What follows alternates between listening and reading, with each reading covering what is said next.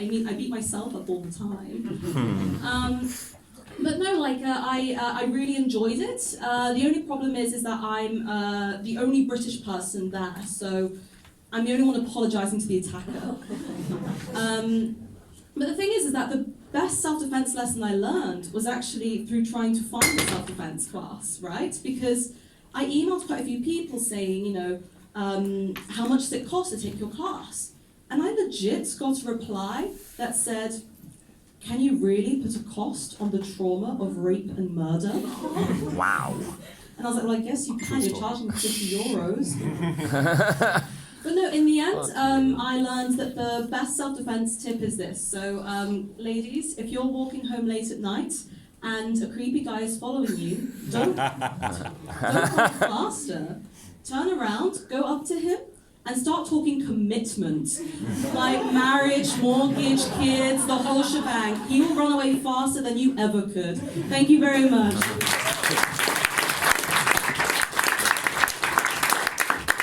Welcome, everyone! LA! Fantastic. Ladies and gentlemen, we're going to be bringing your third comedian to the stage, and this guy is Dutch.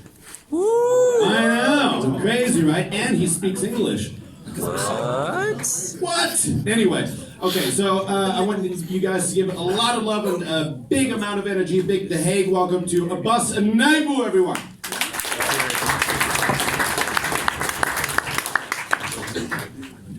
Thank you very much, Rod. Hello allemaal, goedenavond. Good night, good evening, everyone. Some new material, and I've been hesitant doing this because it's quite autobiographical and it's not painful to admit. But although I am a world citizen, a person of the world who embraces all cultures and all races, I used to be quite a bigot and a racist. That is true, as a kid. How racist, you may wonder? Well, let's say I was against Zwarte Piet when I was 10. Not for the reasons I'm against Zwarte Piet now, but because at the time I thought it gave too much of a positive image of migrant workers from the equatorial regions. They're not always happy, they don't perform their job well, and they do not return after the job is done. That was my consideration back then. Another thing was we had this candy in the Netherlands. It was called Negerzoenen at the time. It's white inside and some chocolatey. I'm against that now, and I was against it then, but for different reasons. I thought it was promoting multicultural relationships in parts of the Netherlands which had not been touched by multicultural viruses yet. That bad. Yes, I'm feeling the ooh vibe here. You are absolutely right. That's how bad it was. My pillowcase had holes in it. Quite two, usually. Right. So you might be wondering, okay, you were a kid. Maybe you got bad ideas from your parents. You know, you can't really blame a kid for, having bad influence. But that wasn't the case. My parents were hippies. They were open-minded. They had traveled the world with a Volkswagen van. So that was not the case. So how did one thing lead to the other? I'll tell you why. So they traveled, and my dad's an engineer, so he started working in development aid. Now, development aid at that time was not 3 chickens and a microcredit in order to get people started. It was multi-billion-dollar projects taking many years. And that's what happened, and I was born there. I was born in Africa, Morocco to be more precise, and after that we moved to Nigeria, we moved to Kenya, and that's where I grew up. The company provided housing, so they had these prefab homes, and we were living in a... Somebody has their phone on, I think. You might want to check whether you have your... Just put it on airplane mode. So we were living in these prefab houses, kind of modest, and the facilities were decent, I have to say. They provided us with a pool, it was warm, a tennis court, a bakery, a clubhouse, a bowling alley. Well, the basics, the basics. And of course, we also we had help, so we had a maid, we had a cook, we had a gun, and we had a chauffeur. So we were providing local employment as well. Now the locals didn't have it as well as we did.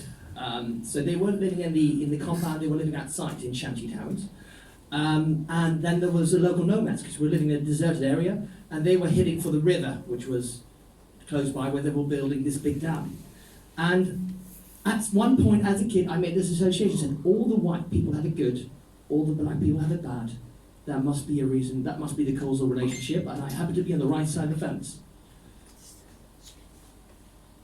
It was easy, it was comforting for me. I had nothing to do with it, I just happened to be born and lucky in the right tone of skin.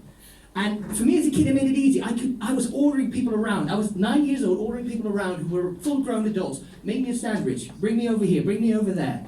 And I found it completely normal.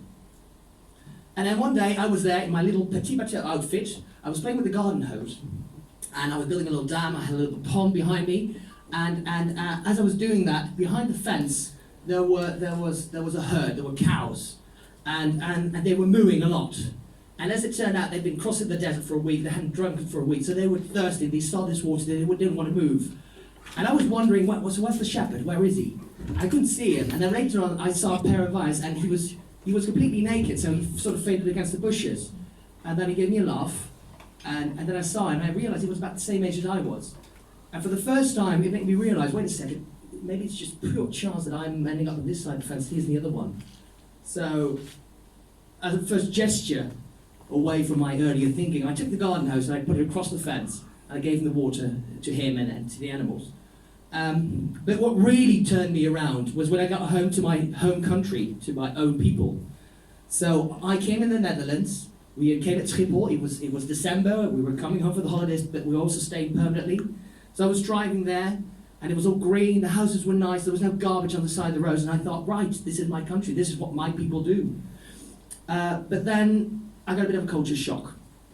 I started school. It was draining rain. There was no chauffeur. After that, lunch, no cook. I had to eat what the Dutch consider a lunch, which is cheese sandwich, baby.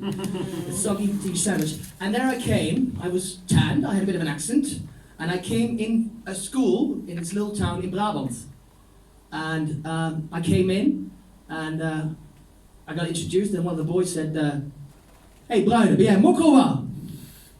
Which basically, are you Moroccan or something? Which technically was true. I was born in Morocco, even though I had two Dutch parents. So they said, well, you go sit next to the other Moroccan. And then I got beaten up a few times.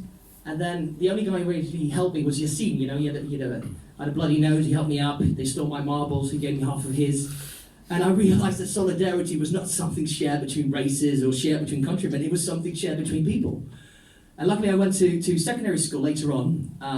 And I learned biology and I learned history. And that's when I read, like, okay, wait a second. Actually, two humans from a random place in this world, one of those 9 billions, you take them, they are more genetically identical than two groups of mountain gorillas in Kenya, or in one of the nature reserve, who live 30 kilometers apart.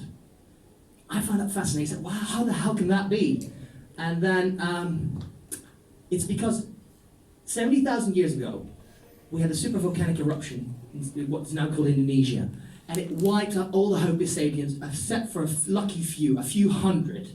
And they clung on to life. They were almost wiped out, but they clung on to life on that little tip in Africa, and they survived. And from there, the population grew and grew and grew and grew and grew, and they moved to different places.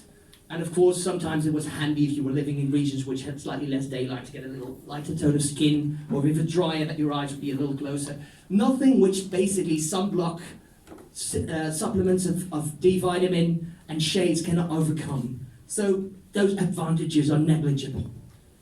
And I realised that there are still people, full-grown people, adults, who still haven't figured that out. And I find that weird.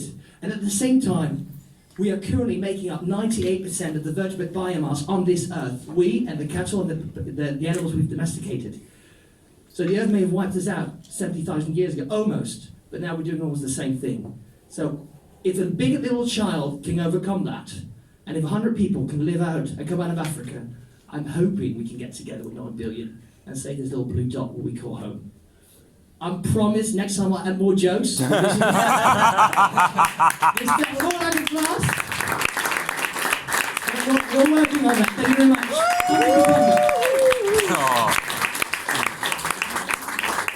Bas Nijboer, everyone. Philosophy teacher. Very good. Ladies and gentlemen, I feel like, let me check in with you guys. Are you having a good time? Are you having a good